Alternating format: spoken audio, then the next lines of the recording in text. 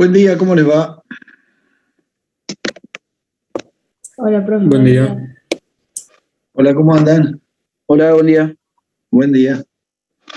Bueno, vamos a arrancar con la parte de geometría analítica y después le vamos a dar unos minutitos a las dudas o a las cuestiones del parcial, a revisarlo un poco. Sí, eso al final. Eh, Vamos a grabar. Mirá que hay 69 y en el parcial hubo 103. Bien. El tema que nos toca hoy, que es la línea recta, en realidad la unidad se llama, tiene como título Unidad 6, rectas y planos, ¿sí?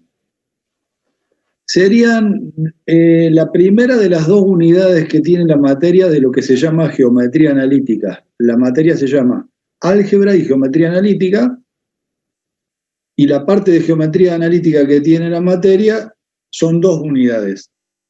La número 6, que es la que vamos a empezar a ver, rectas y planos, y la número 7, cónicas y cuádricas. Las dos unidades esas van a entrar en el segundo parcial, que va a ser en agosto, ya le voy a decir la fecha, y son las dos únicas unidades de geometría analítica. Entonces vamos a ver rectas, vamos a ver planos, vamos a ver cónicas y vamos a ver cuádricas. Toda esta parte de geometría es, digamos, más práctica, porque cada vez que tiene uno una duda, puede a la par hacer un gráfico e interpretar lo que está diciendo la teoría y sacarse todas las dudas que tenga. O sea, es más práctica en ese sentido, ¿no? Que uno siempre tiene un gráfico para que lo ayude, cosa que por ahí en álgebra lineal es más difícil de conseguir. Fíjense acá que les dice que estudia la geometría analítica, ¿sí? Le dice que es la parte de la matemática que tiene por objeto el estudio y análisis de los lugares geométricos en base a la deducción de las ecuaciones y construcción de las gráficas, ¿sí? ¿Y qué es lugar geométrico? Ya que estudia los lugares geométricos. ¿A qué se llama lugar geométrico? Recibe este nombre toda figura cuyos puntos cumplen con dos condiciones. Primero, todo punto de la figura goza de una propiedad determinada. Y segundo, todo punto que goza de esa propiedad pertenece a la figura. En definitiva, para hacerlo en forma práctica, si a mí me dan una hoja cualquiera, ¿sí? Voy a buscar una hoja. Una hoja cualquiera, que sería un plano en este caso. Y yo quiero estudiar un lugar geométrico. Voy a hacer un ejemplo de la circunferencia. ¿Cómo armo una circunferencia? La armo con puntos que están con una determinada propiedad. Cuando veamos cónicas en la unidad que viene, vamos a ver que esos puntos, para que pertenezcan al lugar geométrico de una circunferencia, deben cumplir con una propiedad. ¿Cuál sería la propiedad o la condición? Y la condición debería ser que todos esos puntos estén a una distancia constante, igual, de un punto fijo llamado centro. Entonces, cuando yo le impongo la condición, armo una figura que es una circunferencia, una curva cerrada, y ese sería el lugar geométrico que va a estudiar la geometría analítica en ese caso, ese que elegí. Si yo elijo otro lugar geométrico, puedo tener, por ejemplo, una parábola, una hipérbola, etcétera, etcétera, o una recta, ¿sí? De acuerdo a cómo imponga las condiciones, dentro del plano tengo un lugar geométrico que estudio, y ese solo lugar estoy estudiando, y no me interesan los puntos que están fuera de eso. ¿Se entiende? A eso se refiere con lugar geométrico. De elegir de todos los puntos del plano una cierta cantidad con una cierta condición. ¿Sí? Entonces, si yo les pregunto a ustedes, con los conocimientos que tienen hasta hoy, que me digan qué condiciones básicas o qué elementos básicos necesitan para trazar una recta, ¿ustedes qué me dicen? Dos puntos. 2 puntos. 2 puntos. 2 puntos y nada más. Y un eje donde trazarlo. No sé, el eje me parece que está de más. Si los 2 puntos están bien elegidos, con 2 puntos me alcanzan. Pero, ¿qué habría que aclarar aparte de 2 puntos? Que son 2 coordenadas. 2 puntos distintos habría que agregar. ¿Por qué? ¿Cuál es la Porque pendiente? si los 2 puntos que me dan son iguales, ¿qué pasa? Por 2 puntos que son los mismos, iguales, ¿cuántas rectas pasan?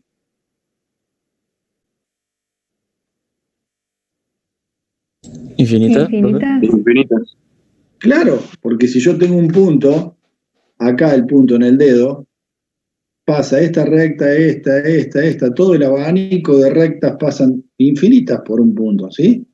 Por eso que hay que aclarar que tienen que ser 2 puntos distintos, uno ahí y otro acá, ahí sí pasa esa sola recta, no pasa ninguna otra. Si hay Profe, 2 puntos distintos, sí. disculpe, ¿Sí? ¿podría volver un segundito a la diapositiva anterior? Sí, está en la punta esto, ¿eh? Ah, ok, Entonces, como quiera. la idea es, ahí está. Ahí está, gracias, profe. Si la idea es entonces 2 puntos distintos tras una recta, ¿sí? Recién me querían decir algo de las pendientes. Sí, la otra posibilidad que probablemente le hayan enseñado a la secundaria o sepan es un punto y una pendiente o un punto y un ángulo. Entonces, ¿cuál es la idea ahora que sabemos vectores? ¿Qué le podemos agregar? Como podemos decir que con un punto y una dirección, porque si digo un ángulo, eso es sinónimo de dirección, o la pendiente también es sinónimo de dirección. Y como yo conocí algo ahora en álgebra que se llama vector, y ese vector tenía una dirección, quiere decir que yo tranquilamente ahora para trazar una recta o encontrar una recta, puedo utilizar vectores. Sería una herramienta matemática importante para resolver el problema de rectas. Y después van a ver que también de planos. Entonces, ¿qué otros datos me podrían dar y yo construir una recta tranquilamente aparte de los 2 puntos o la pendiente? Me podrían dar un solo punto, fíjense acá en el gráfico, les voy a decir primero lo que tendrían al inicio. Tienen el sistema cartesiano ortogonal, x, y, por supuesto que los ejes continúan para los dos lados, y le dan un solo punto, P1, de coordenada x1 y 1 conocida, eso sería el dato, y un vector A con componentes conocidas, A1 y A2, si estamos en el plano de R2, y entonces esos serían los 2 únicos datos, el vector y un punto. Y lo que te pedirían sería que traces una recta por este punto que tenga la dirección que te da este vector. ¿Cómo harían gráficamente para encontrar una recta que pase por ese punto y tenga la dirección del vector A?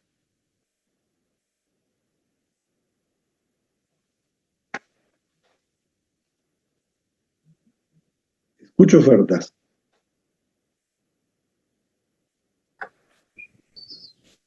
Le doy punto de origen o punto final al vector, el punto dado. Háblame en básico, digamos, más fácil. Muy difícil para mí eso.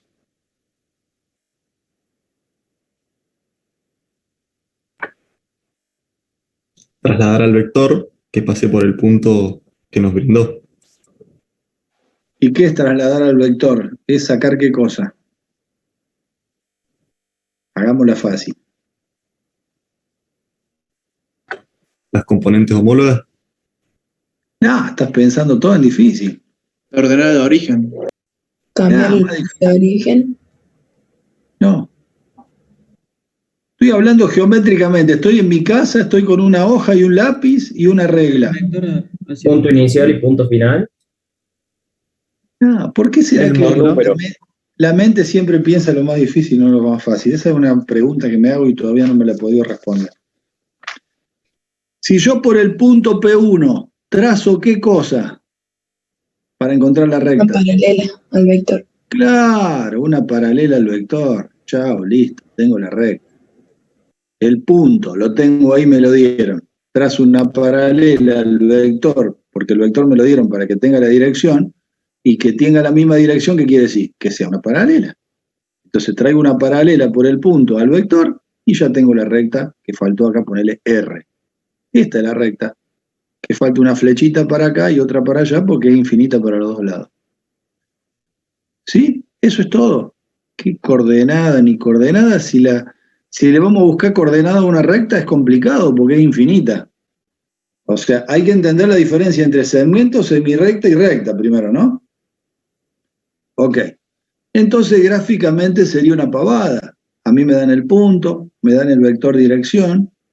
Por supuesto que no me lo darían dibujado, lo tendría que dibujar yo, porque me dirían las componentes. Acá me dice, bueno, te doy, mira, el punto P1 menos 4, 5. Y el vector menos 5, 9. Bueno, vos tenés que saber graficar el vector menos 5, 9, traerlo acá, vector posición, ¿sí? Menos 5, 9 con las coordenadas, el punto ta, y entonces agarra, tira una paralela a ese vector por el punto y saca la recta en 2 minutos. Facilísimo, gráficamente. Analíticamente es más complicado, ¿por qué? Porque hay que inventar fórmulas que sirvan para todos los casos, no para este vector que te dieron, sino para cualquier vector que te den y cualquier punto que te den.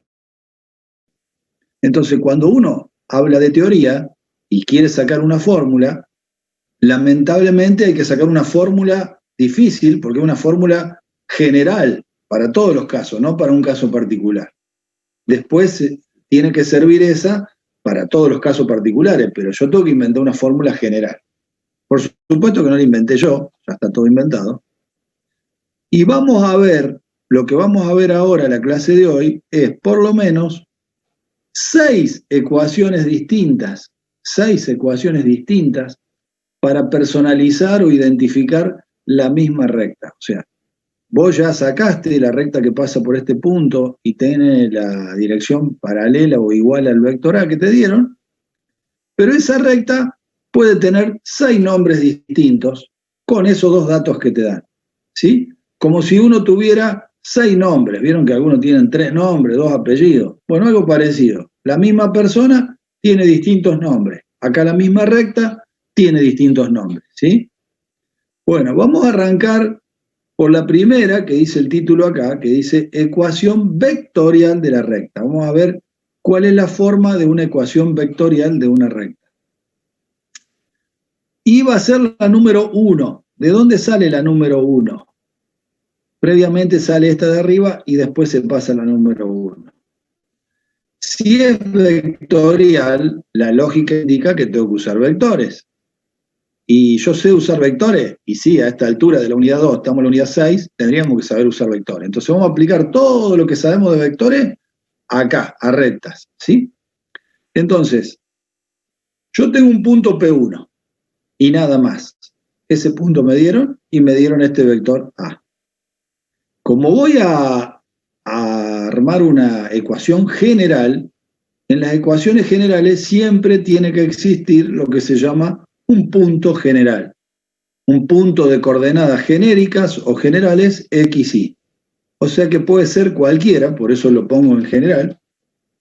No le doy un valor como este, que por ejemplo era 3, 4. No, este P tiene coordenadas generales X, Y. ¿Qué quiere decir coordenadas generales X, Y? Que pertenece a la recta, pero puede estar ahí, puede estar más acá, puede estar más allá, puede estar en el infinito. Es como movible, ¿no? General quiere decir que puede estar en cualquier lado. Entonces, cuando saco una ecuación con un punto general que puede estar en cualquier lado, voy a obtener una ecuación general de la recta, porque así me lo indica el P, ¿sí? Entonces, supongamos, como tengo que elegir un lugar para el gráfico, elijo ese, como dice ahí el gráfico. Entonces, PXY lo pongo ahí. Lo podría haber puesto en cualquier otro lugar. ¿Qué pasa? Acá me quedó armado como un triángulo entre el punto P1, el punto P y el origen de coordenadas. Ese triángulo puedo armar una sucesión de vectores. Por ejemplo, del punto P1, si yo lo quiero posicionar, armo un vector con origen, el origen de coordenadas y tengo el vector OP1, que va desde O hasta P, 1. Después tengo el otro vector OP, que va desde el origen hasta el P general que puse. Y por último me quedó un tercer vector que va desde P1 hasta P. Como me quedó un triángulo ahí de vectores, yo me puedo acordar de que el triángulo de vectores, por ejemplo, se formaba en una suma de vectores. ¿Y qué puedo decir de este triángulo en cuestión de suma? Puedo decir que OP1 más P1P, ¿qué me tiene que dar? OP1 más P1. Me tiene que dar esta resultante que es OP. Entonces, eso es lo que dice la fórmula acá. No es tan complicado. O sea, te dice que OP es el resultado de sumar OP1 más P1P. ¿Sí? Pero esta ecuación, que es una ecuación vectorial, como decía el título, no me va a identificar a la recta. Porque de la recta, ¿qué estoy usando? Y estoy usando un segmento, un pedacito de P1 hasta P. Y eso no es la recta. La recta es algo infinito para allá, infinito para acá. ¿Cómo transformo algo finito en algo infinito? Reemplazando P1P, que era el segmento este, en algo paralelo o tiene la misma dirección haciendo lambda por A. ¿Qué quería decir lambda por A? ¿Qué hacía un lambda que era un escalar multiplicado por un vector? ¿Qué le hacía un escalar a un vector? Transforma en otro escalar, en un número. ¿Cómo No, otro lo escalar? puede Cambia cambiar de. Módulo, Para dirección, algo sentido. cortamos. No le cambia ¿Para la qué se dirección. Alargar, achicar. Puede alargar, acortar. Exactamente. Un escalar a un vector lo agrandaba o achicaba ¿a qué? Al módulo. Exactamente, muy bien. Entonces, modificaba el módulo. O lo agrandaba, o lo achicaba, o lo dejaba igual. ¿Eso qué quiere decir? Que vos al ponerle lambda por A, le das una flexibilidad a ese tramo P1P, ¿no? Es decir, como es lambda y el lambda puede ser cualquiera, al multiplicarlo por A, vos lo podés hacer al tramo ese de la recta, lo podés hacer igual que el vector, más grande, más grande, más grande, y si el lambda va al infinito es toda la recta. ¿Se entiende? Entonces, con ese artificio matemático de reemplazar P1P por lambda por A, ahí sí tenés una ecuación que identifica la recta. ¿Sí? Eso quiere decir que el punto P puede estar en cualquier lado. Fíjate vos que si P está más allá, el OP también se agranda y el OP1 sigue estando en el mismo lugar. ¿Sí? Entonces hay una variable ahí que hace a que pueda interpretarse como la recta infinita tal cual es.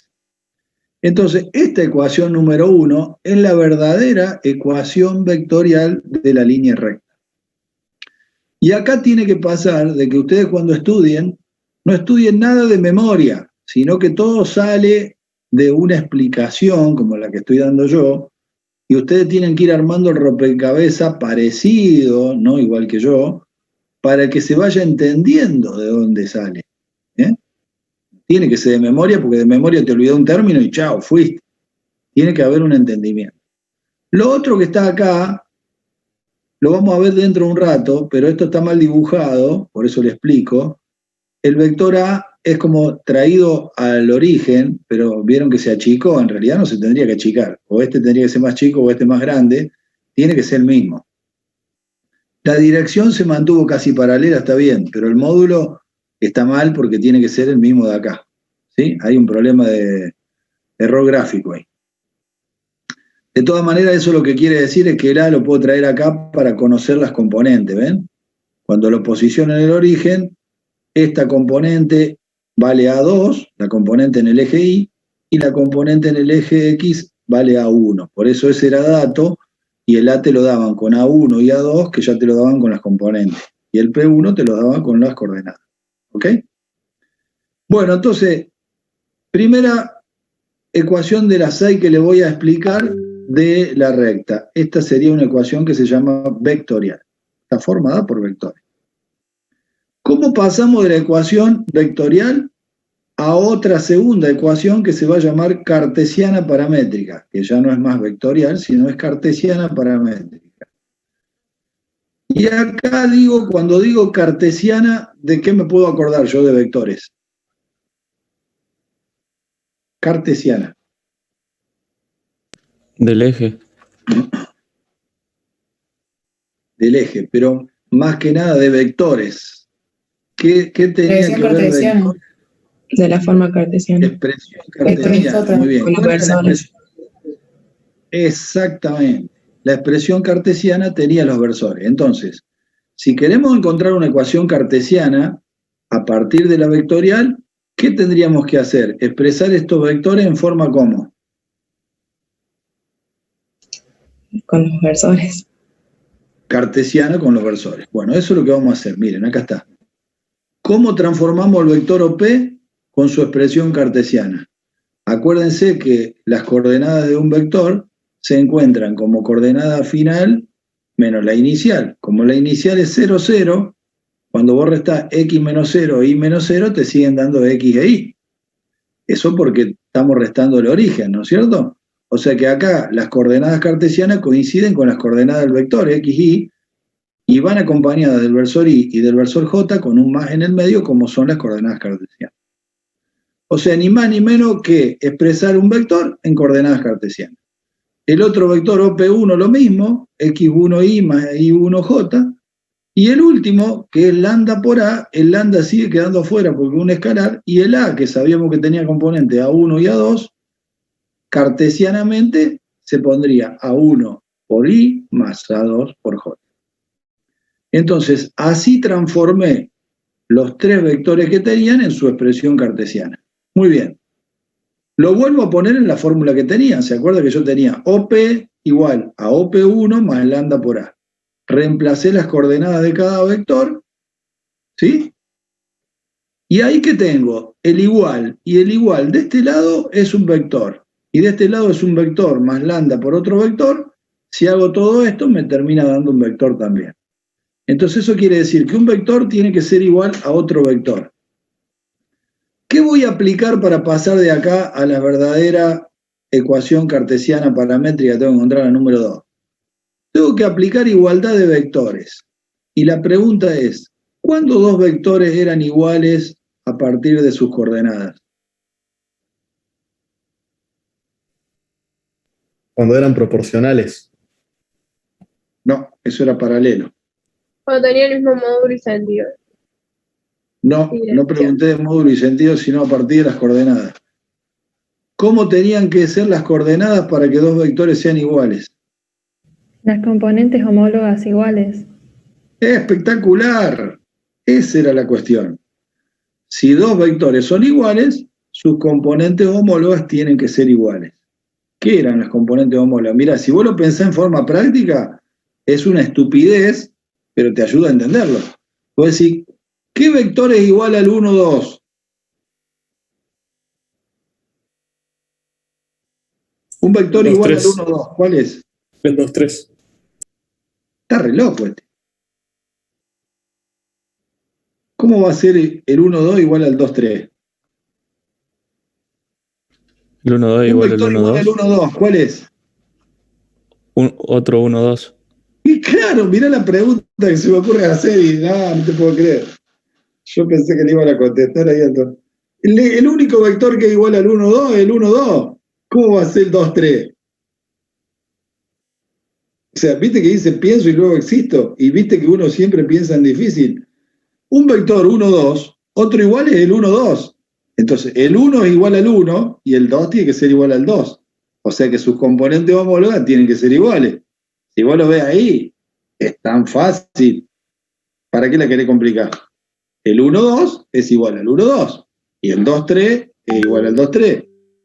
Y el 4, 4 igual al 4, 4. Y el 5, 5, bueno. Y ahí te das cuenta que las componentes homólogas tienen que ser iguales. ¿Para qué te sirve eso?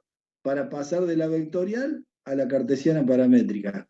¿Cómo hago yo para interpretar la X de acá? ¿A qué tiene que ser igual del otro lado para que las componentes homólogas sean iguales? ¿X igual a qué?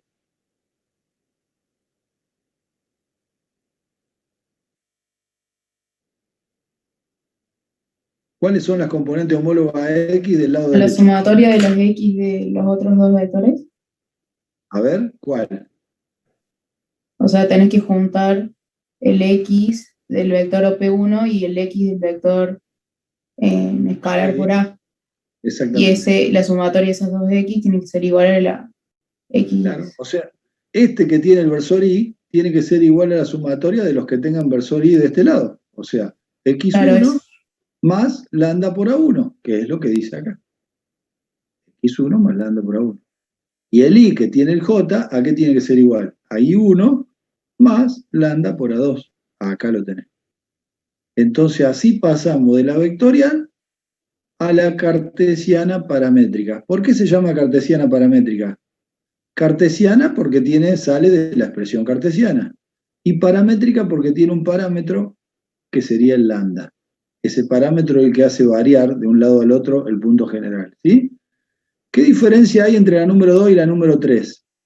Que esta sería la cartesiana paramétrica en R2, con vectores en R2, con 2 componentes. Ahora, si tuviera en R3 con 3 componentes, pasaría a tener 3 X, Y como acá, y aparecería un Z general igual a un Z1, componente tercera del punto P1, más lambda por A3, que sería la componente 3 del vector A. O sea que esto y esto son similares, nada más que este para R2 y este para R3. ¿Se entiende? Por lo tanto, nosotros ahora ya sabemos 2 ecuaciones diferentes para nombrar una recta. La vectorial por un lado, que vayan anotando, y la número 2, cartesiana paramétrica por otro. ¿Cómo pasamos de la cartesiana paramétrica, que es la número 2, a una número 3 que se llama forma simétrica? Muy fácil, despejando lambda de estas 2 ecuaciones.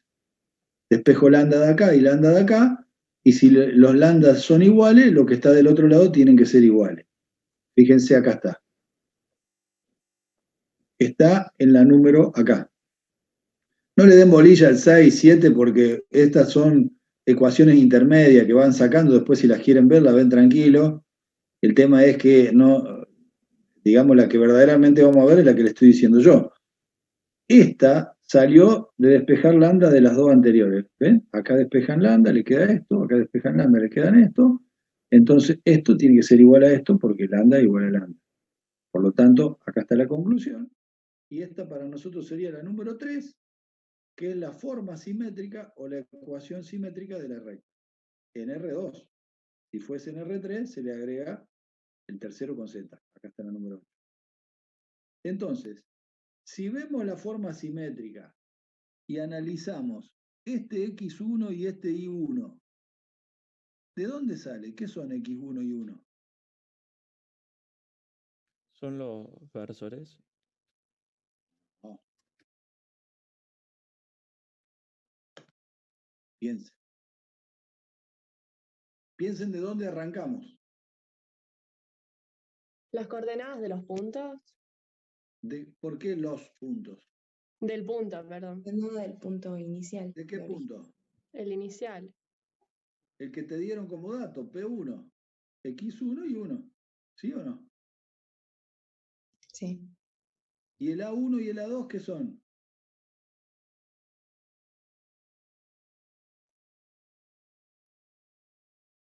Las coordenadas del vector. Las coordenadas o componentes del vector. O sea que si volvemos al inicio, ¿a vos qué te habían dado? Un punto y un vector. Bueno, ahí están. O sea, vos estás trabajando con los datos que te dieron. No hay ningún misterio acá. X e Y son las generales de P.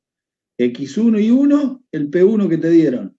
Y A1 y A2, el vector que te dieron. Por lo tanto, si vamos a una forma práctica para ir adelantando y que no se asusten cuando vean las ecuaciones, porque ustedes ven una ecuación y no saben para qué la va a agarrar. Si a vos te dicen, dame la forma simétrica de la recta que pasa por el punto 4, 5 y tiene la dirección del vector 3, 2. ¿Cómo le armás la forma simétrica? Punto 4, 5 y el vector dirección 3, 2. ¿Cómo te queda? X menos 4. Menos 4. X menos 4 sobre 2 igual a Y menos 5 5. sobre 3. Y no puedo hacer más nada. ¿Por qué 8? Que no entendí. ¿Qué estaban sumando? No entendieron. Vamos de vuelta. Te doy el punto 4, 5 y el vector 3, 2. Acá pones el 4, acá pones el 5, acá pones el 3 y acá pones el 2. Y ahí quedó la forma. ¿Sí o no? Sí. ¿Entendieron o no? ¿Y la X sola, profe, qué sería? La X y la Y son variables. Ahí no le va a...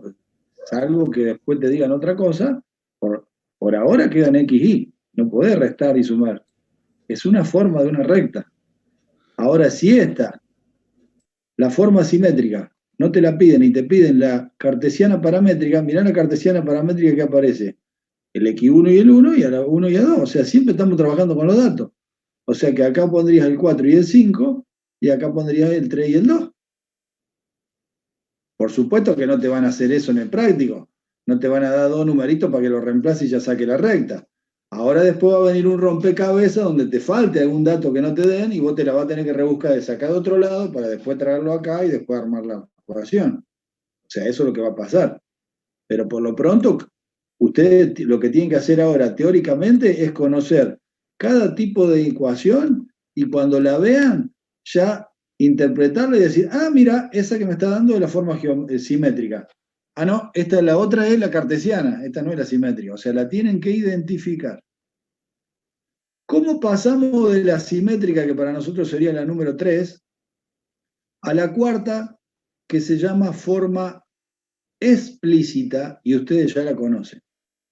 Bueno, de acá, de estas dos, que dice la 7 y para nosotros la 3, se despeja I. ¿Cómo va a despejar I de acá? Pasando el A2 para acá multiplicando, y por último el I1 sumando. Eso es lo que se hace en 2 pasos. Acá está la número 9, ve que le van poniendo número a la intermedia. ¿Cuál es esta intermedia? Pasó a 2 que estaba acá abajo, del otro lado multiplicando. La juntó con el A1 que estaba abajo del paréntesis, que es lo mismo. ¿Por qué la juntó así? Para ver qué se puede deducir de este cociente que es A2 sobre A1. Acuérdense del gráfico inicial, donde traíamos A al origen, y le veíamos las dos componentes, A2 en vertical y A1 en horizontal.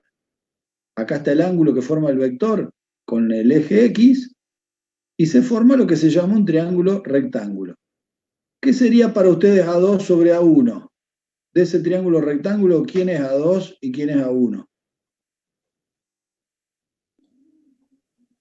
A2 es seno y A1 es coseno. Digamos por las componentes homólogas. Y al ser un triángulo rectángulo se trabaja con Pitágoras. Para hacerla más fácil, los catetos. Muy bien, Micaela. ¿Qué cateto es A2 y qué cateto es A1?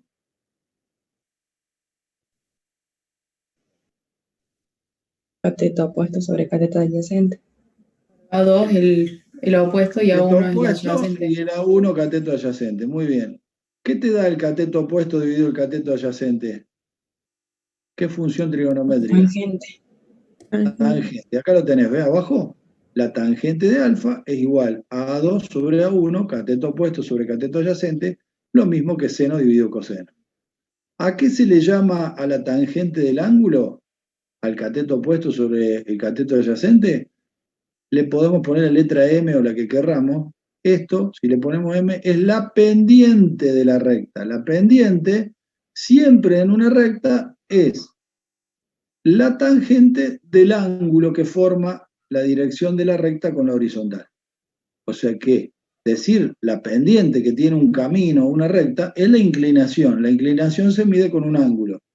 Y de ese ángulo, la tangente de ese ángulo me da la pendiente. Por ejemplo, si uno va a las altas cumbres acá en Córdoba y va subiendo la montaña, los caminos tienen distintas pendientes. Esas pendientes se miden con la tangente del ángulo que tiene esa recta, con la horizontal. ¿Se entiende? Entonces podemos reemplazar A2 sobre A1 por M, y acá está reemplazado A2 sobre A1 por M, me sigue quedando X menos X1, y del otro lado Y menos Y1. Por eso nos detuvimos ahí para saber que la relación entre cateto opuesto y cateto adyacente, que ojo, acuérdense, son las componentes del vector, ¿no? La componente 2 del vector dividido la componente 1 te da la pendiente. O sea que si vos te dan un vector que te dicen que es de coordenadas 5, 4, ¿qué componente tiene qué pendiente tiene el vector? 4/5. Claro. Mirá vos, ¿sabían eso ustedes? ¿Que el vector te estaba dando la pendiente? ¿O se acaban de enterar ahora? Interesante. Bueno, si no lo sabían, ahora lo saben. ¿Por qué? Porque la pendiente, alguna vez ustedes tendrían que haber graficado en la secundaria una recta a partir de la ordenada del origen y la pendiente. La pendiente es un escalón, como está marcado acá. Es un escalón, ¿ves? Vos el escalón, ¿qué hace?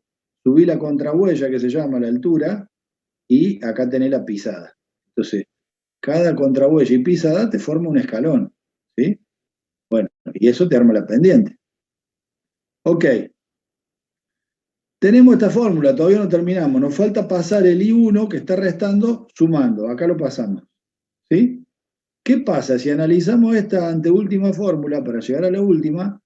M por X no se le puede hacer nada porque la X es una variable, siempre queda X, pero estos dos términos finales, como M es un número, la pendiente es un número, X1 es una coordenada, un número, y el I1 es un número, estos dos términos sumados me dan un número, o sea, una constante. Todo eso, esos dos términos juntos, se pueden reemplazar por una constante que te va a dar, y la vamos a llamar B. Esa B no es ni más ni menos que la famosa ordenada al origen. Y ahí me quedó la número 11, que en realidad para mí sería la número 4, la cuarta ecuación de la recta que vamos a conocer, que es la que está acá, ¿por qué se llama explícita? Porque está explicitada, como sacada sola, la I. Te queda I igual a tal cosa. Vieron que en la otra no queda I igual a tanto. La única que queda I igual a tanto es la explícita, para acordarse que esa es la que está explicitada la I. I igual a M por X más B. Interpretarla como que es igual a la pendiente multiplicada por la variable X más la ordenada del origen. ¿A qué es igual la ordenada del origen? ¿Qué tendríamos para definir? ¿Cómo la definiríamos la ordenada del origen? Este puntito de acá. Faltó ponerle B acá. La ordenada del origen es la intersección de la recta con el eje de las ordenadas. ¿Se acuerdan ustedes que a la Y le llamaban eje de la ordenada, a la X eje de las abscisas? Entonces, la ordenada al origen es como te dice la frase, es la ordenada correspondiente al origen. Vos del origen te levantás y cuando te cruzás con la recta, ahí tenés la famosa B que se llama ordenada al origen. O sea, ¿cómo se puede graficar? Esta te permite graficar en 2 minutos la recta. Si a vos te dan una recta, por ejemplo, Y igual a 5/3 de X más 8, ¿cómo la podés graficar? 5/3 de X más 8. Buscás en el eje de ordenada el 8, porque la ordenada del origen está ahí en ese eje, 8. ¿Y qué haces con el 5/3 de la pendiente? Como el 5 de arriba es A2, la vertical, esa te permite subir o bajar según el signo de la pendiente. Entonces, si vos tenés 5/3 positivo, desde el 8 que tenés marcado, subís 5 unidades, o sea, llegás al 13, y el 3 de abajo del 5/3 dice que tenés que correr 3 a la derecha. Entonces, subiste 5 del 8, corriste 3 a la derecha, tenés un punto. Ese punto que es el escalón, lo unís con el 8 y ahí nomás ya tenés la recta. ¿Qué hubiera pasado si hubieras tenido menos 5/3? Y bueno, es fácil. Seguís estando en el 8, pero en vez de subir 5, el menos te indica que de ahí tenés que bajar 5 hasta el 3, correr 3 a la derecha, y la recta tiene otra pendiente. Una era la primera que tenía pendiente positivo, eso quiere decir que va subiendo, y la segunda que tiene pendiente negativo tiene que ir bajando. Es algo muy lógico. Si te da al revés, pues estás haciendo todo mal. Eso ya es práctica, yo se los cuento para que no estén desubicados cuando vayan a práctica. Bueno, ¿cómo pasamos de la forma explícita, que era la que teníamos recién, I igual a mx más b, a la implícita o general. Se iguala a 0 porque la implícita tiene que estar igualada a 0. ¿Cómo igualás a 0? Pasando los términos mx y b para este lado izquierdo negativo. El i sigue estando positivo, ¿no? Como estaba antes. Se hace un artificio matemático, se multiplica por b mayúscula imprenta ambos términos, no modifica la ecuación, acá el 0 por el b sigue quedando 0, acá queda el término este por b, este por b, este por b, y ahora se interpreta de esta manera. B y m son números constantes, entonces estos dos números dan un número cualquiera que le vamos a poner la letra A, mayúscula. Este sigue quedando B, y este B por B también es un número que lo vamos a llamar C. C acá tendría que ir en mayúscula, hay un error ahí de tipografía. AX más BI más C igual a 0 sería otro tipo de ecuación de la recta que se llama general o implícita. ¿Sí? Acuérdense que es la que está igualada a 0. Esta es muy importante, la vamos a ver mucho después en recta y en planos. Ténganlo en cuenta. ¿Quiénes son A y B? Son números, y el C también son números. Estos dos números le van a decir algo importante. Bueno, esta para nosotros sería la número 5, que sería la quinta de las 6 que vamos a ver. ¿Sí? Muy bien. Bien. Ahora, para llegar a la última, vamos a pasar primero por una cuestión. Miren, esta número 5 que le acabo de dar, A por X más B por Y más C igual a 0, nos va a ir enseñando algo muy interesante para la matemática y para otra ciencia que a usted le aparezca una fórmula. ¿Qué le va a decir eso? Le va a decir que cada vez que le dan una fórmula, hay dos maneras de interpretarla. Una, como un loro, porque después le van a dar en el práctico, acuérdense que A, B y C son números. Entonces, por ejemplo, le van a dar 2x más 3y más 8 igual a 0, y ustedes, si no saben nada, van a decir 2x más 3y más 8 igual a 0, como unos loros, y no van a entender nada. Dice, ¿qué me dieron? No saben ni si es una recta, si es la forma implícita o la explícita o la simétrica, no saben qué le está diciendo la fórmula, no saben nada. Esa es una opción. Y la otra es ir sabiendo de a poco algo, un poco más, y todo lo que te dice una fórmula. Por eso yo digo que esto es como en la vida se puede mirar o se puede observar. Son dos verbos diferentes, ¿sí? Yo miro un árbol que está acá en el patio de mi casa, lo miro 2 segundos, doy vuelta a la cabeza, miro otra cosa, y si me preguntan qué viste del árbol, ¿yo qué te puedo decir? Era un árbol. Capaz que no me acuerdo ni el color de la hoja, nada, porque lo miré 2 segundos. Si lo observo al árbol 20 segundos, 30 segundos, 1 minuto, a medida que lo observe con más detención, voy a poder contestar más cosas. Se le puede decir cómo son las hojas, qué forma tienen, qué color tiene, cómo es el tronco, qué color tiene, qué altura tiene, dónde está ubicado, dónde da la sombra según el sol. Infinitas cosas puedo decir de acuerdo a cuando mejor lo observes, ¿entiende? Bueno, eso que pasa con el árbol también pasa con la fórmula, porque las fórmulas parecen frías y que no sirven para nada y que te la dio el profe teórico, no sabes para qué. Entonces, ¿cómo te enterás vos de qué te sirve la fórmula y de qué te puede ayudar? Observándola y haciéndote preguntas. Y eso siempre es así. Y más en matemática. Cuando más preguntas te haces de las fórmulas, más vas a saber. Entonces, si a vos te dijeron 2x más 3y más 8 igual a 0, que sería una cosa, que supuestamente sería una recta, que tenés que graficar. ¿Cómo la graficás? Y no entendés nada, y vos decís 2x más 3y más 8 igual a 0, ¿cómo la grafico? No la veo. Ah, pero despejo y la paso a la forma explícita y ahí sale la pendiente y la ordenada al origen. Y ahí ya el profe me enseñó cómo graficarla, entonces la puedo graficar. Acá no y allá sí. ¿Sé pasar de una a la otra? Y si sé pasar, la grafico. Y si no sé pasar, me quedo ahí y no la puedo graficar más. ¿Se entiende cómo es? Esa es una de las cosas que van a tener que aprender. Ahora bien, ¿yo qué preguntas me puedo hacer a esta fórmula para aprender? Y digo, bueno, por ejemplo, ¿qué pasaría si este término se me anula? O sea, si el A vale 0 y esto se va. ¿Alguno me puede decir qué es lo que queda? ¿Y qué sería? Si el primer término se va. Queda una recta paralela al eje X, con valor C. ¿Qué tú lees? ¿Todos habían aprendido eso? ¿Sabían eso? Porque si este se anula, te queda 3i más 8 igual a 0, por ejemplo. ¿Cómo despejás i? Este 3 lo pasás, primero pasás este restando, menos 8, y este 3 dividiendo. Entonces no era 3, era menos 8 tercios.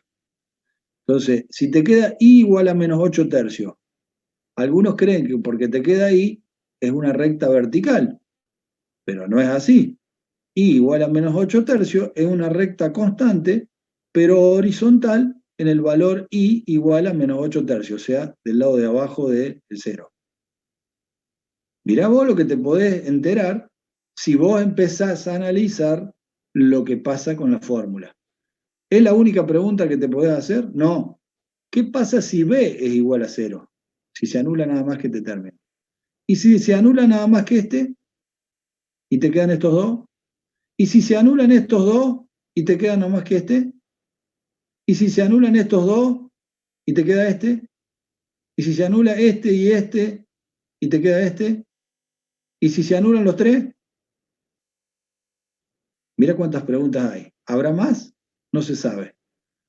Todas esas preguntas están respondidas en el análisis de la ecuación. Y acá está. Y acá está. Fíjate vos, 1, 2, 3, 4, 5, 6 preguntas para contestar. Si ustedes no se la contestan y no la saben, cuando yo se las pregunte no la van a saber. Entonces sería bueno que sepan interpretar la fórmula. Yo esto no lo voy a decir. ¿Por qué no lo voy a decir? Y no sería bueno que ustedes miren esto. ¿Por qué no sería bueno? Y porque no lo van a aprender. Sería bueno que vayan anulando términos y ustedes mismos se respondan primero qué entienden y vayan anotando. Y después de eso, sí se fijan esto y se fijan si lo que contestaron o entendían estaba bien o estaban equivocados. Esa es la mejor forma de aprender. Si ustedes van y copian o miran y dicen, ah, sí, ya, no. Tiene que haber un proceso de ustedes mismos primero para saber qué pasa o qué creen ustedes que pasa, porque por ahí lo que ustedes creen que pasa, no pasa, pasa otra cosa. Entonces lo más interesante de todo sería que ustedes primero analicen esta fórmula como les estuve contando y después tienen ahí todas las respuestas, ¿ok? Eso sería un hermoso método para aprender esta parte. Bueno, nos queda la última forma. La última forma se llama ecuación segmentaria. Y como es igual a 1, ¿cómo hago yo de pasar de la implícito general, esta que vimos la quinta, que está acá, igualada a 0, a algo igualado a 1? Si razono, digo, si este es el término independiente y quiero que de este otro lado me quede 1, esto tiene que quedar menos 1, para que cuando lo pase para acá me quede 1 positivo. Y para que esto me dé menos 1, ¿por quién tengo que dividir? Por menos c. Si tengo que dividir por menos c para que me quede 1 acá, tengo que dividir todo, ambos miembros por menos c, si no modifico todo. Entonces, si divido todo por menos c, por supuesto que acá va a seguir quedando 0, está bien. Entonces, divido todo por menos c, sé que este pasado del otro lado me va a dar 1, y acá ¿qué pasa? A dividido menos c es lo mismo que al revés, menos c dividido a como denominador. Si sabían eso, háganlo con números y se van a dar cuenta que sí, es lo mismo. Entonces, paso a esto a denominador, y como estas son constantes, o sea, son números c y a y c y b, a esto lo nombro como a minúscula y a la otra fracción como b minúscula. Entonces me queda x sobre a minúscula más y sobre b minúscula igual a 1. Esta sería la sexta para nosotros, la última ecuación segmentaria. ¿Por qué se llama segmentaria? ¿Quién sería b? ¿La conocen a b ya o no?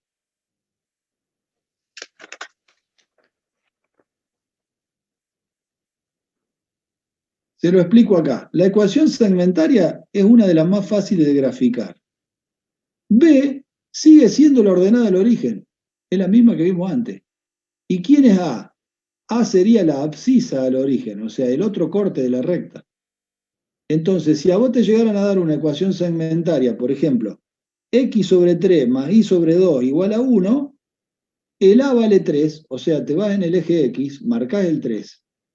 El b vale 2, te vas sobre el eje y, marcás 2, y unís el 2 con el 3 y tenés la recta. Facilísimo, ¿entendieron? ¿Por qué se llama segmentaria? Porque la recta, cuando corta los dos ejes, produce dos segmentos. En el eje X se llama A y en el eje Y se llama B. ¿Ven los dos segmentos? Ese de corte y este. De ahí viene el nombre de forma o ecuación segmentaria.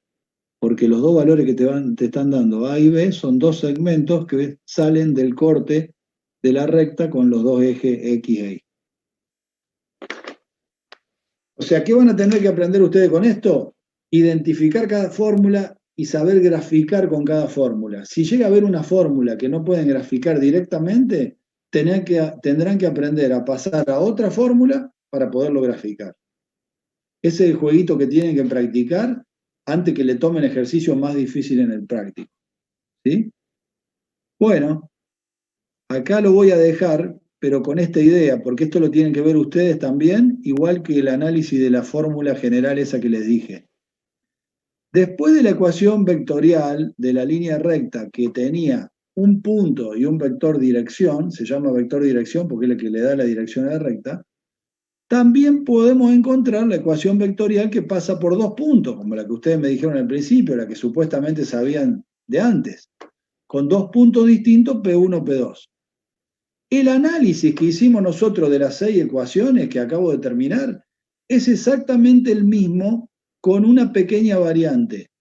Cuando a mí me daban un punto y un vector dirección A, yo el vector dirección A lo necesitaba para la dirección.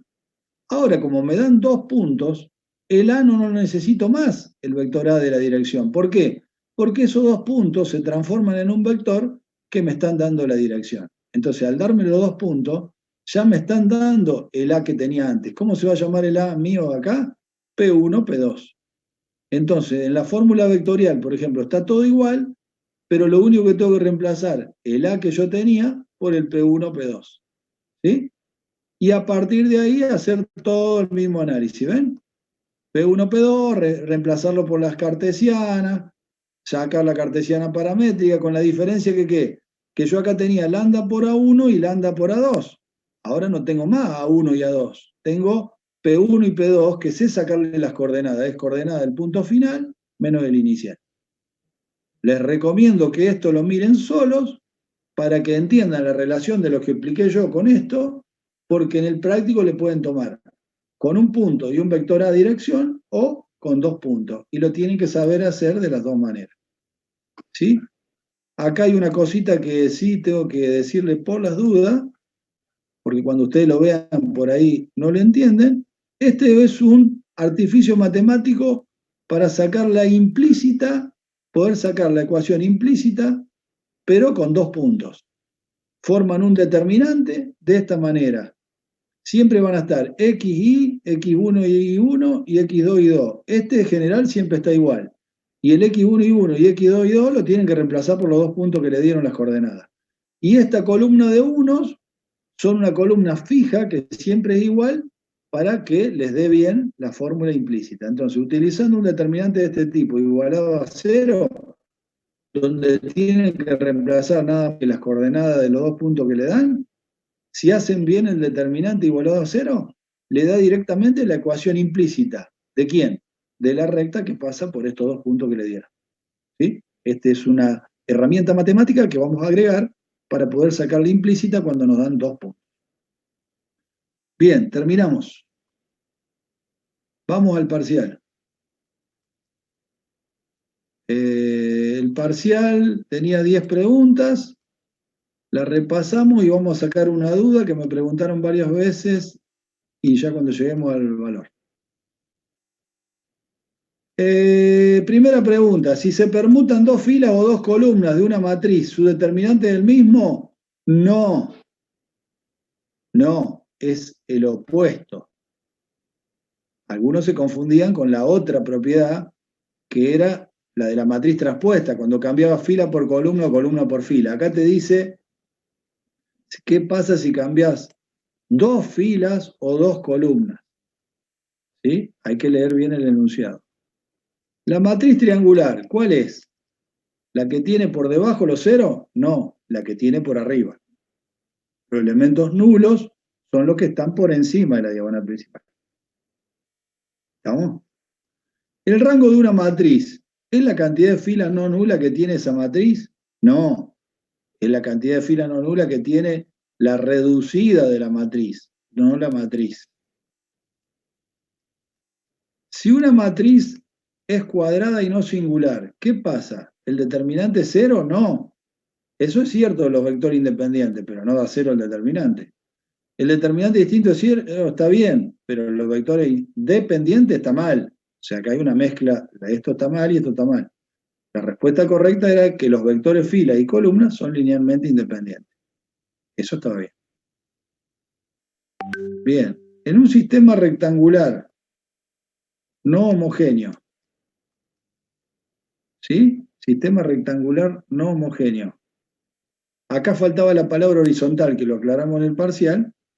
¿Era verdadero o falso que tenía más ecuaciones que incógnitas? No, en el horizontal era al revés, tenía más incógnitas que ecuaciones, entonces era falso.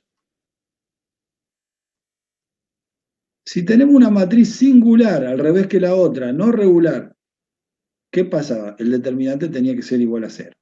Muy fácil esa, con la otra habría que sacarla. ¿Qué pasa con Gauss-Jordan? ¿Llega siempre a la identidad? No, llega siempre a la reducida. La identidad podría ser, pero no siempre. Gauss-Jordan siempre llega a la reducida. Y acá viene la duda que me preguntaron justo antes del parcial, si el producto vectorial es conmutativo, no distributivo o asociativo. Bueno, la respuesta correcta era no asociativo. Conmutativo, por supuesto que no es, porque es no conmutativo, sí es distributivo. ¿Y por qué es no asociativo? Porque la pregunta es clara. Acá te preguntan de qué, del producto vectorial. Y el producto vectorial no es asociativo. Ahora, si ustedes vieron otra propiedad que decía que el producto vectorial es asociativo con respecto a un escalar, bueno, acá te tendría que haber preguntado, ¿el producto vectorial con respecto a un escalar es ta? Si vos agregás un escalar al producto vectorial, ahí podés aplicar la asociatividad, pero con respecto a ese escalar, no del producto vectorial. El producto vectorial está claro que no es asociativo. O sea que no tiene que haber ninguna duda. Una cosa es del producto vectorial y otra cosa es con respecto a un escalar. Ahí ves dos operaciones. En cambio acá estamos hablando de una sola, del producto vectorial. ¿Está claro? No hay ninguna duda. La duda se la pueden plantear Profe, ustedes. disculpe, Sí. pero en el apunte dice que tampoco es conmutativa. Por eso yo, por ejemplo, puse ninguna de las anteriores. Pero si vos tenías una opción para hacer, era no asociativo. Si es no asociativo, no puede ser ninguna de las anteriores. Esta era la respuesta. Si hay una respuesta, vos no podés contestar ninguna de las anteriores. Vos contestás ninguna de las anteriores si ninguna de estas era válida. Pero esta es válida. ¿Sí o no? Quedó con la duda. Fíjate bien. No, lo estoy pensando. Podés pensarla tranquila. Bueno, y el producto mixto es igual a 0. ¿Qué quería decir? Que los vectores son coplanares, o sea que están en el mismo plano y que no tenían volumen, porque el resultado del producto mixto era igual al volumen del paralelepípedo. ¿Cuál es la definición correcta del producto vectorial? Y esta me encanta porque le erraron varios. Todos fueron al módulo del primer vector por módulo del segundo, no dije todos, sí, algunos, perdón, por el seno del ángulo. Está mal, acá sí es ninguna de las anteriores. Que igual un escalar sería muy burro, porque el producto vectorial de un vector. El producto del primer vector por el módulo del segundo, por el coseno, ni loco. Esta podría tener un viso, pero acá viene el error, porque lo dije en el teórico. Esto es la tercera parte de la definición. Estoy incompleto, porque en realidad la definición correcta, ¿cuál es? Si yo hubiera puesto acá, es un vector, podría llegar a ser, porque el resultado pero eso es el resultado. ¿Cuál es la definición? La definición es: el producto vectorial es un vector cuyo módulo es esto, cuya dirección es perpendicular al plano formado por los dos vectores y cuyo sentido se saca por la regla de la mano derecha u otra regla. O sea que es ninguna de las anteriores. Esta no es, esta menos y esta menos. ¿Listo? No sé si queda alguna pregunta por hacer. Si está todo claro, las reglas tienen que ser claras. Los resultados fueron bastante buenos. Y algunas acotaciones tenía que hacer. Por ejemplo, les dije, pónganme el mail oficial. Y algunos se hicieron los piola y no me pusieron el mail oficial. Ese es el que tiene el número de legajo. Como es el primer parcial, no bajé puntos. La próxima vez o lo anulo o bajo puntos, porque es una condición obligatoria, ¿sí? Y después, cuando pregunto nombre, apellido, legajo y curso, algunos pícaros me pusieron nada más que el nombre y el apellido. Al no ponerme el legajo me complica la vida, porque después para poner la nota en autogestión se necesita el legajo y demás. No lo pedimos por caprichoso, lo pedimos porque es necesario. Por lo tanto, ahora que ya lo saben, lo voy a aclarar en el segundo parcial, el que no ponga las cosas como corresponde, luego le anulo el parcial o le bajo puntos. ¿Ok? Viste que hay que ser malo. Sí. Una pregunta.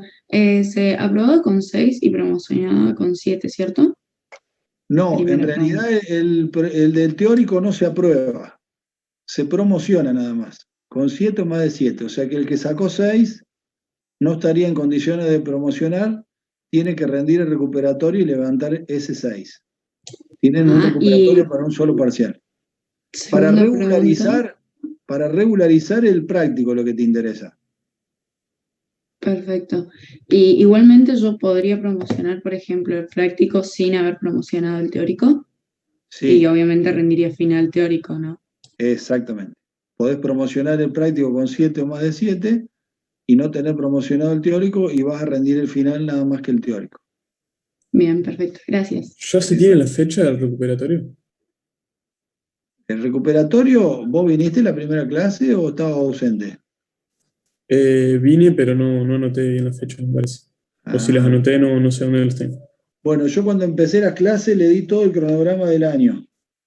Y ahora les repito para que ya lo anoten y después no pregunten a cada rato. Esperá acá que lo encuentro. Nosotros tenemos, para que anoten, los recuperatorios son fin de octubre o primera semana de noviembre. O sea, al final viene el tercer parcial y ahí nomás viene el recuperatorio, que no necesariamente tiene que ser un lunes. O sea, sí los parciales tienen que ser un lunes, el mismo horario de clase. Pero el recuperatorio puede llegar a ser un lunes o puede ser un martes o un miércoles, porque el que se lo llevó al recuperatorio se la tiene que rebuscar. ¿Sí? No es culpa de otra persona, sino del que se llevó a rendir recuperatorio. Es opcional, el que lo quiere lo rinde y el que no. Entonces, nosotros ahora tenemos las siguientes clases y no hay ninguna dificultad con la internet o con cualquier cosa que el otro día se me cortó la internet. Nosotros tenemos hoy la clase que es hoy 7 de junio, rectas. La próxima clase, que es el lunes que viene, 14 de junio, terminamos con rectas y si tenemos algún tiempito, damos el principio de plano. Si no, por lo menos seguro terminamos con rectas. El lunes 21 es feriado porque es el Día de la Bandera pasado lunes. El lunes 28 de junio, que sería la última clase antes de las vacaciones de julio, el lunes 28 vemos planos, todo lo que podamos. Por ahí nos van a quedar una partecita de planos que la vamos a volver a ver en agosto, porque el lunes hay un receso en la UTN, normalmente son la mitad de vacaciones de julio y la otra mitad son exámenes, por eso no hay clases. Ustedes no usan los exámenes porque todavía no tienen que rendir nada, pero en los años posteriores, si deben alguna materia, pueden usarlo. Entonces, nosotros el 28 de junio es la última clase antes de las vacaciones y nos volvemos a encontrar el lunes 2 de agosto. El lunes 2 de agosto vamos a ver lo que queda de plano, si queda algo, y cónicas. Empezamos con la unidad 7. Y el lunes 9 de agosto terminamos cónicas. ¿sí? Y el 16 de agosto es feriado de nuevo por el 17 de San Martín, y el 23 de agosto es el segundo parcial. El segundo parcial incluye rectas, planos y cónicas. Por eso le recomiendo que en las vacaciones no se tomen todo julio de vacaciones y vayan repasando recta y plano, porque después, apenas empezamos agosto, ahí nomás cerquita viene el parcial, ¿sí? Bueno, el tercer parcial es allá por fines de octubre y ahí nomás después del tercer parcial el único recuperatorio. ¿Estamos de acuerdo? ¿Se puede promocionar la parte teórica sola y regularizar la práctica? No. No, para nada. La teórica la podés promocionar únicamente si previamente promocionás el práctico. Si no promocionaste el práctico, por más que hayas sacado más de 7 en el teórico, no te sirve para promocionar nada, nada más que te serviría, que es importante, para tener al día la materia y ir a rendir el final. Bueno, si no hay más preguntas, nos vemos el lunes que viene. La nota del recuperatorio reemplaza a la anterior y reemplaza a la que vos estás recuperando, ¿sí? Nosotros, por ejemplo, podemos tener toda la materia teórica como aprobada para aprobación directa, y en el práctico desaprobamos solo uno, o sea, tenemos 7, 7 y 6. Rendimos ese en recuperatorio, el práctico, entonces ya promocionamos la materia. No sé si me expliqué bien. No, te explicaste bien, pero no entendiste. O sea, vos en el práctico, para promocionar el práctico, tenés que sacar 7 o más de 7 en cada parcial. Si en alguno sacaste menos de 7, vas a recuperar y tenés que sacar 7 o más de 7, ese que tuviste más bajo. Entonces, ponele que te queden en el práctico 7, 7 y 8. Promocionaste el práctico nada más. ¿El teórico? Claro. Pero entonces, por eso, si nosotros tenemos 7, 7 y recuperamos el práctico, pero ya lo teórico ya lo rendimos todo, qué sé yo. Si aprobamos esa, o sea, con 8, por ejemplo, tendríamos la aprobación directa.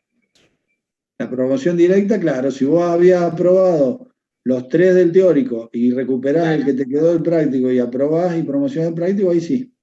Ah, es esa, perdón, me expliqué medio extraño. Sí, dependés del práctico, exactamente. Sí, hay un recuperatorio para el práctico y otro para el teórico. Uno para cada uno. Bueno, chicos, nos volvemos a ver la semana que viene a las 10:30. Suerte, cuídense, que anden bien. Chao, profe. Muchas gracias. Chao, Chao, profe, buena gracias. semana.